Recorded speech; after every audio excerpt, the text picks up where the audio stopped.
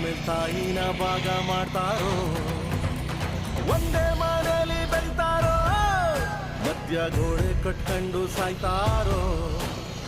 ನಾನು ನಾನೇ ಅಂತ ಮೆರಿಬೇಡ್ರಪ್ಪ, ಬಿದ್ದೋರ್ನ ನೋಡಿ ನಗಬೇಡ್ರಪ್ಪ, ತಗ್ಗಿ ಬಗ್ಗಿ ನಡೆಯೋ ಕಲಿಬೇಕಪ್ಪ. ಜೀವನ ತಗ್ಗಿ ಬಗ್ಗಿ ನಡೆಯೋ ಕಲಿಬೇಕಪ್ಪ.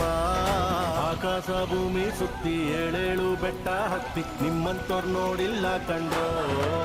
ಯಾರೋ ಇವ ಯಾರೋ.